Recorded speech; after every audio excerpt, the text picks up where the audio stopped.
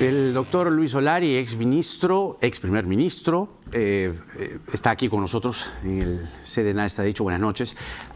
Conversamos con él en una entrevista muy comentada, cuando estábamos en todo este culebrón, ¿no? De sí le dan, no le dan.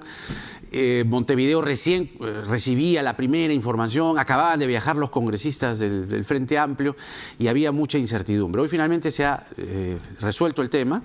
No hay asilo para García, por ende no hay persecución política, por ende, lo ha dicho además el propio Tabaré Vázquez, ¿no?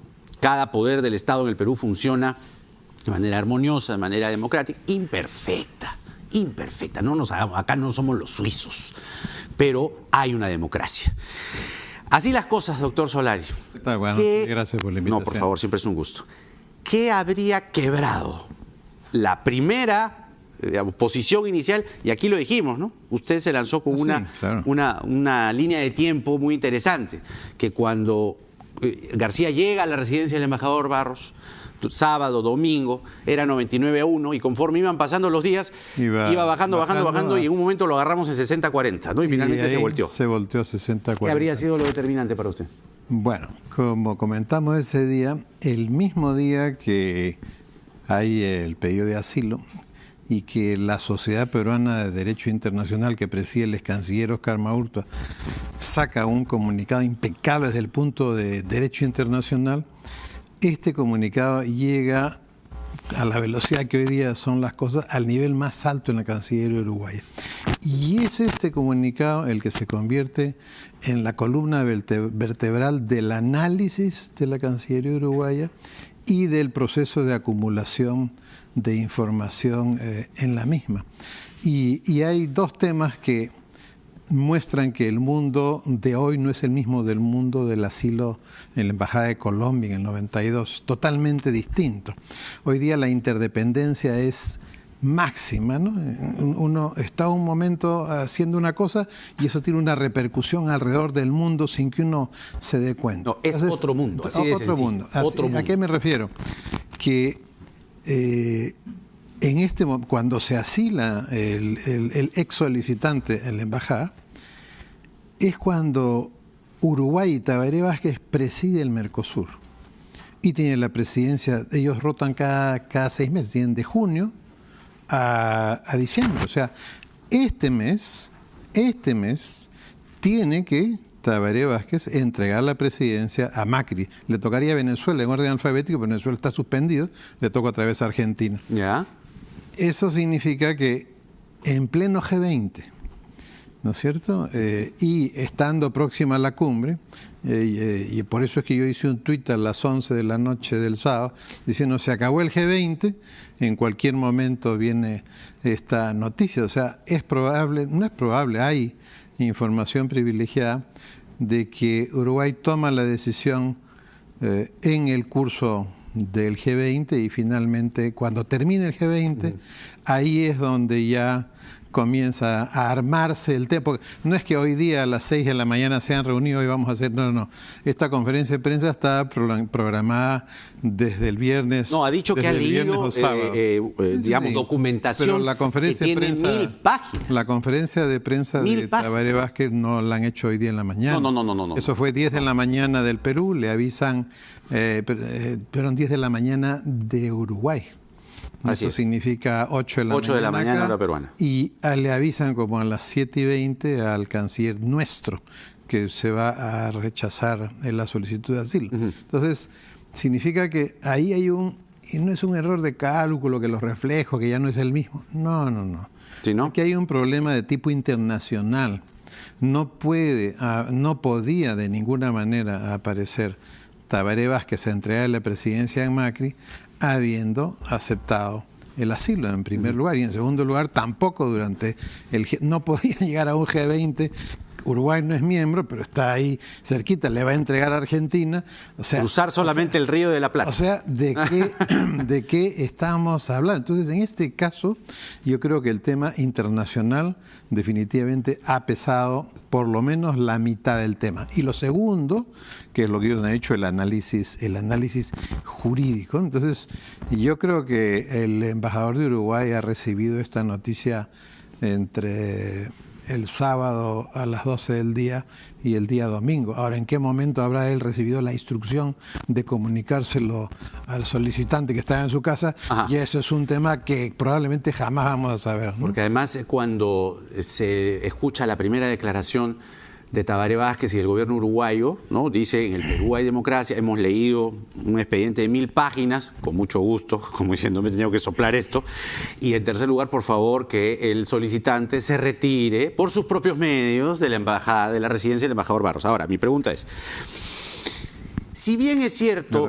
Alan García... De repente hay un primo de García. De repente, a ver, vamos con la pregunta. Miguel Ángel Tomba es el secretario del canciller. A ver, si bien es cierto, Alan García, a través de una declaración escrita, y sus congresistas han dicho que ellos se van a allanar a la investigación, pero su credibilidad está un poco mellada porque dijeron lo mismo la vez pasada y quiso pedir asilo. Mi pregunta es, ¿cabe la posibilidad que García pueda a otro país democrático a solicitar nuevamente un asilo y que esta residencia o embajada lo cobije por unos días, así como ha pasado con Uruguay? ¿Sí o no? Eso está descartado de plano.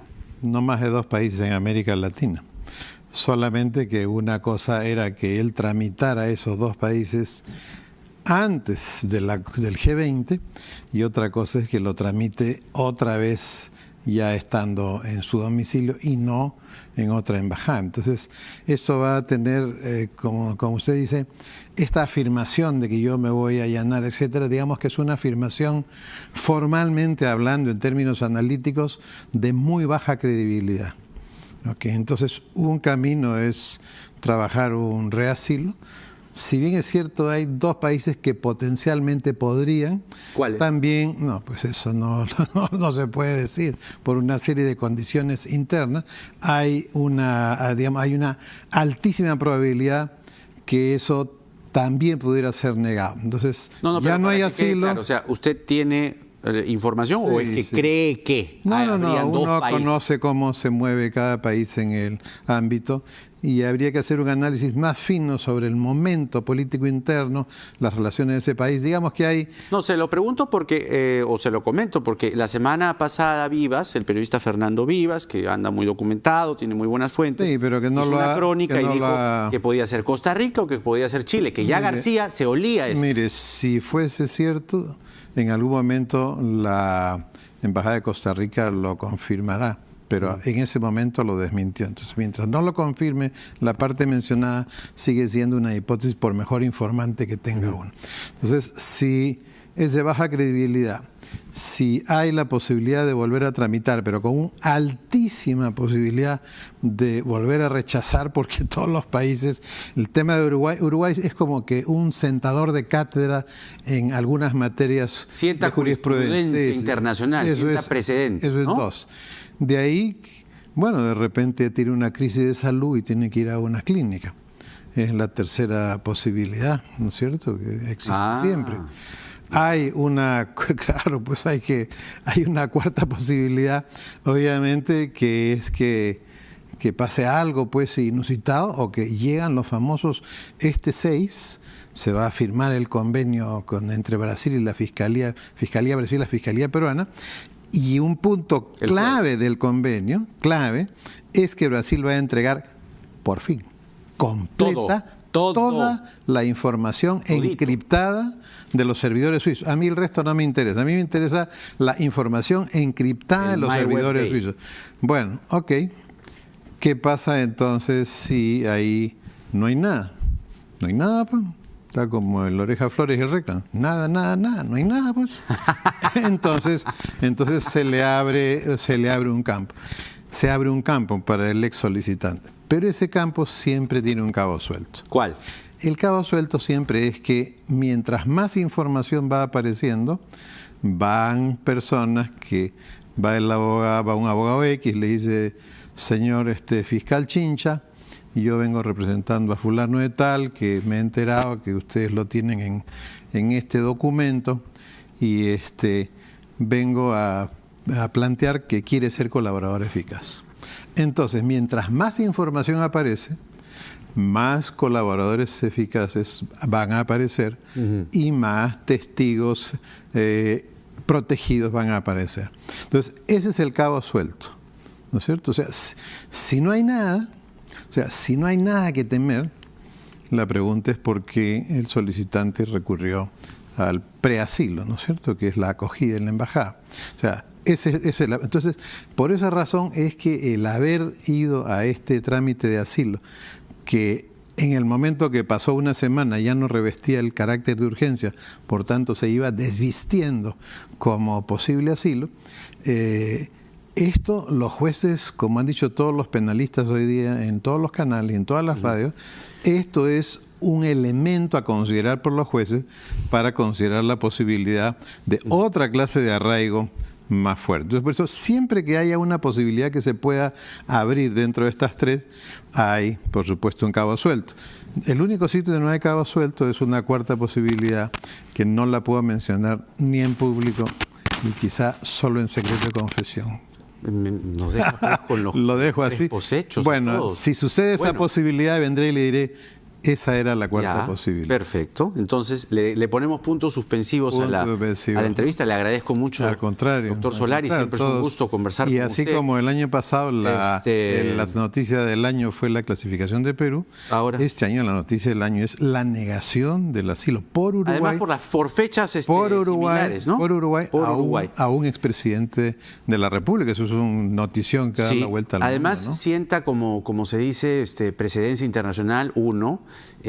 Número dos, es probable que la Fiscalía pida una modificatoria de la medida restrictiva para García, y esto va acompañado o en sintonía de el peligro procesal, que vamos, con el pedido de asilo sin duda es una por lo menos, tienen que aparecer más evidencias sin ninguna duda, pero bien, rescato lo que dice, ya para cerrar porque tenemos que ir a la pausa, es que rescato lo que dice el doctor Solari. El día jueves es un día clave, es un día clave, importantísimo, crucial, fundamental, importante, capital para la lucha contra la corrupción en el caso Lava Jato, porque el jueves se firma el acuerdo con Odebrecht. Y esta denuncia contra Domingo Pérez, porque Chávarri, ¿no?, a través de sus adláteres, dice que como filtró información a correo, además, oiga, habían dos personas ahí, Pérez y Chávarri. Entonces, ¿por qué no sospechar que podría haber sido también la gente de Chávarri, ¿no? ¿Por qué no? Porque además uno lee el interrogatorio y es como que... Para inculpar a Pérez. Claro, es como que, oiga, todo queda súper bien, ¿no? Porque él dice, no lo conozco, no lo sé, no los conozco, no tengo idea, no sé, no sabe, no opina. Esas han sido las respuestas de Chávarri ante Pérez. Entonces, tampoco es que ande muy preocupado por eso. Entonces, ¿por qué justo ahora? Pregunto nomás, ¿se quieren tirar abajo el acuerdo de cooperación con Odebrecht? Dejo la pregunta suelta. Pausa y volvemos.